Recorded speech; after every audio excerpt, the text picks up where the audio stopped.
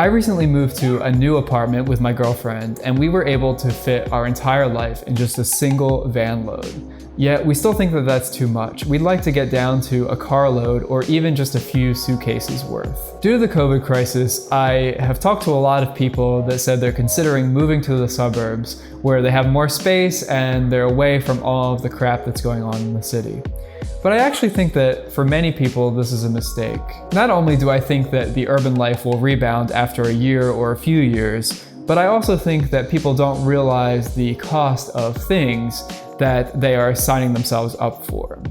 A suburban McMansion is a huge sign that we've come a long way as a society, and that a regular average Joe, the fact that they have access to something that only super wealthy people could afford in decades or centuries past, is a huge sign of progress. But just because you can afford to have it all, to get a nice big house in the suburbs with a lawn and everything you ever dreamed of, doesn't mean you should necessarily choose that. And I think that there's a lot of opportunity cost that comes with owning a house that is not considered when people are making this decision. We live in an age of access, and even some of the poorest people in our country still are able to use a smartphone to have the entire world's information to communicate with anyone halfway across the world just by picking up this little thing in their pocket. Even kings in decades and centuries past didn't have access to this technology, but basically the poorest of the poor can do more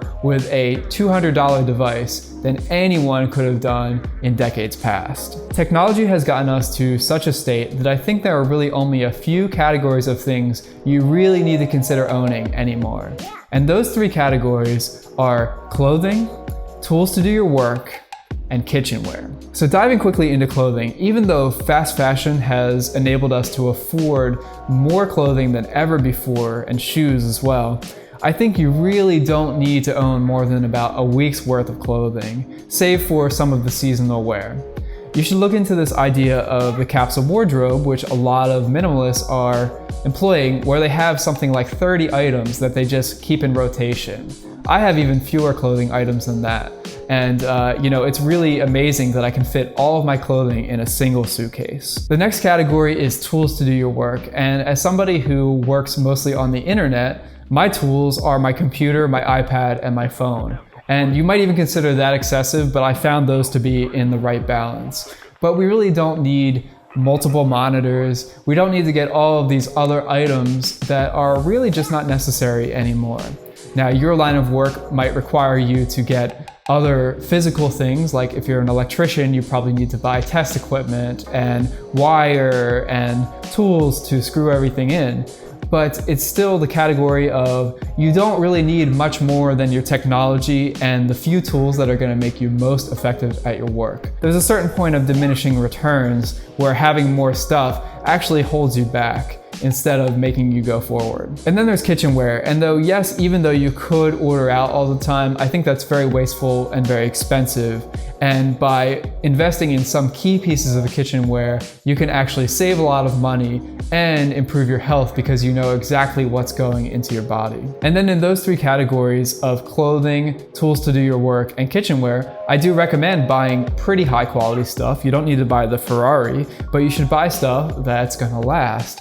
And even then, when you buy the kind of expensive tools in each category, you're still saving money over the long run because you're not buying those really expensive things that you don't really need. Buying too many things beyond those three essential categories of items, I think you're setting yourself up for spending a lot more money and spending a lot more in terms of opportunity costs. Here's what I mean.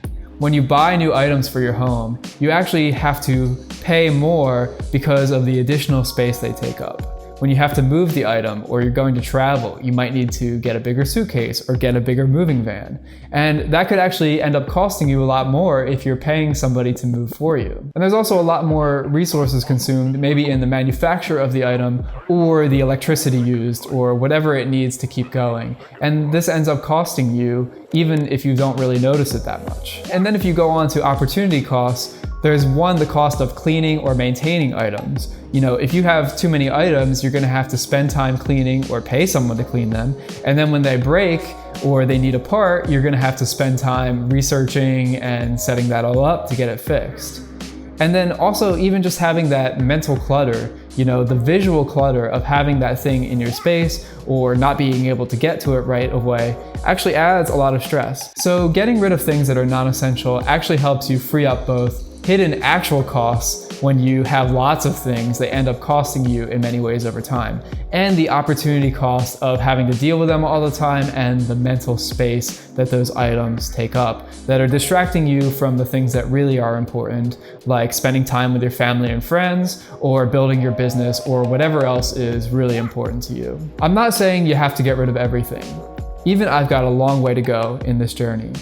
But I urge you to think of most things as tools to make your life better and nothing more. So the next time you're shopping for something new, don't just look at the price tag. Think about the true actual cost before you hit the buy now button. Thanks so much, and I hope you have a great day.